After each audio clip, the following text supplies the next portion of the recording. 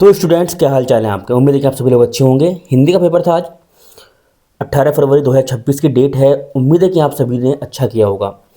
इस वीडियो में हम सामान्य हिंदी के कुछ पेपर का एक रिव्यू करेंगे और जो एमसीक्यू है उनके सॉल्यूशन मैं आपको बताऊंगा कि आपने कितना सही किया, उसका अंदाज़ा आप लगा सकते हैं।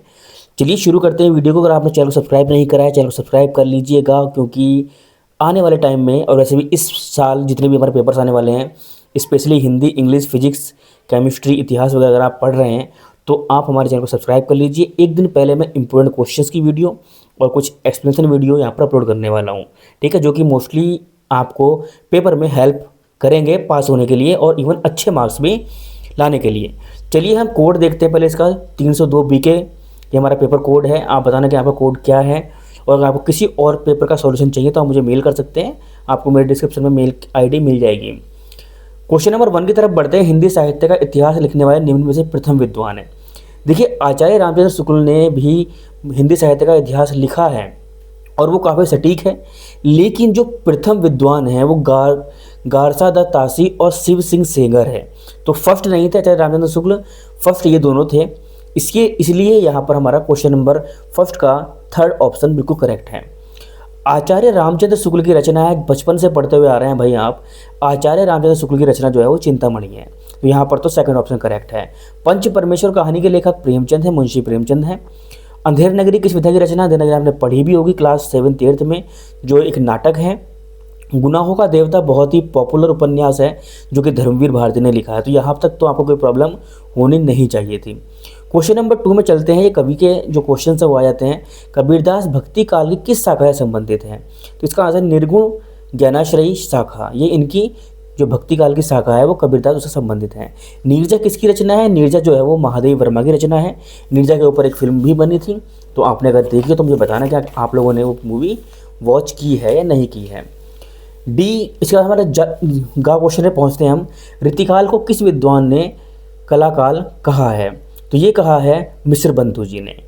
परिमल के रचनाकार कौन है? अज्ञेय है। परिमल की रचना अज्ञेय ने की है। ग्राम्य किसकी रचना है? ग्राम्य सुमित्रानंदन पंत की रचना है।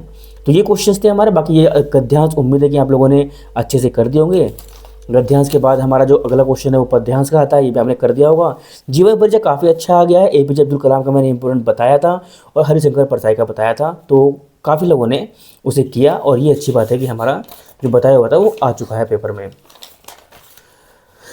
और एक खा में हमारे यहाँ पर भी सुमित्रानंदन पंत और महादेव वर्मा दोनों इंपॉर्टेंट थे, दोनों बता रखे थे ऑलरेडी, ये दोनों आ चुके हैं। पंचलाइट और बहादुरी कहानी आपने लिख दी होगी। यहाँ से आप बताना कि आप किस डिस्ट्रिक्ट से वीडियो देख रहे हैं और आपके में यहाँ पर कौन सा हमारा जो पेपर है खंड काव्य वो कौन सा आया था। यहाँ पर ये हमारा संस्कृत का पार्ट है। यहाँ पर आपको संस्कृत को हिंदी में कन्वर्ट करना था, ट्रांसलेट करना था, तो ये सब आप अपने बुक से देख सकते हैं। मुहावरों की बात करते हैं तो यहाँ पर नाच न आवे आंगन टेढ़ा, 9 2 11 होना, आंख दिखाना, इनमें से किसी एक का अर्थ लिखा होगा। 9 2 11 होना जाहिर सी बात है, बहुत ही सिंपल क्वेश्चन है। 9 2 11 होना यानी कि यहाँ से आप कोई भी एकदम से भाग जाना, 9 2 11 होना इसका मतलब है, और आप कोई भी वाक्य प्रयोग इसमें कर सकते थे। ये अपठित गद्यांश से इसके आधार पर क्वेश्चन आंसर लिखने हैं। 5 नंबर फ्री के होते हैं, आपको पता ही है, और ये काफ़ी अच्छे से बच्चे इनको कर लेते हैं। आगे चलते हैं और हम पहुंच जाते हैं क्वेश्चन नंबर 11 पर, जहां पर सही युग्म का अर्थ, सही अर्थ चयन करना था हमें। तुरंग और तरंग। देखिए यहाँ पे अगर आपको तुरंग का अर्थ नहीं भी पता था ना, तो आपको तरंग का अर्थ तो ऑलरेडी पता है। तरंग क्या होती है?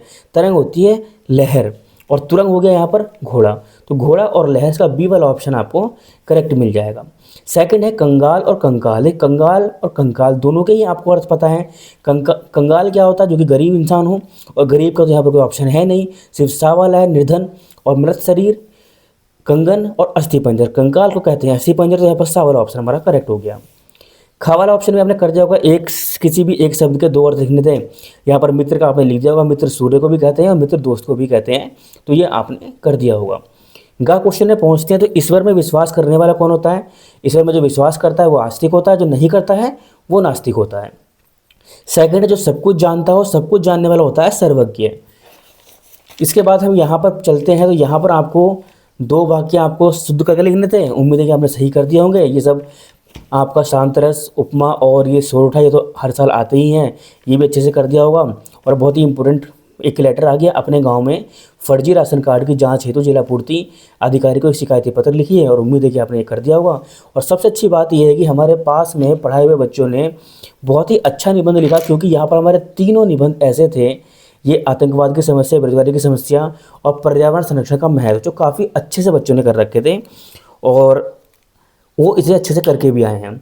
तो उम्मीद करता हूँ कि आपका पेपर भी अच्छा हुआ होगा। पेपर का लेवल काफ़ी अच्छा है, मतलब इतना हार्ड नहीं है। अगर आपने अच्छे से पढ़ाई की होगी तो यहाँ पर मैं मान सकता हूँ कि आपके यहाँ पर 100 में से 80 प्लस मार्क्स आराम से आ जाने चाहिए। आप नीचे कमेंट बॉक्स में ड्रॉप करना कि आपके मार्क्स कितने बैठ रहे हैं। उम्मीद करता हूँ कि आपको वीडियो पसंद आई होगी। वीडियो अच्छी लगी वीडियो को लाइक करिए, और इंग्लिश का पेपर अगला है, उसके इंपॉर्टेंट क्वेश्चन मैं कल बताऊँगा आपको, उसके चैनल को सब्सक्राइब कर लीजिएगा। मिलते हैं नेक्स्ट वीडियो में, तब तक के बाय बाय, टेक केयर, जय हिंद और best of luck for your next exam.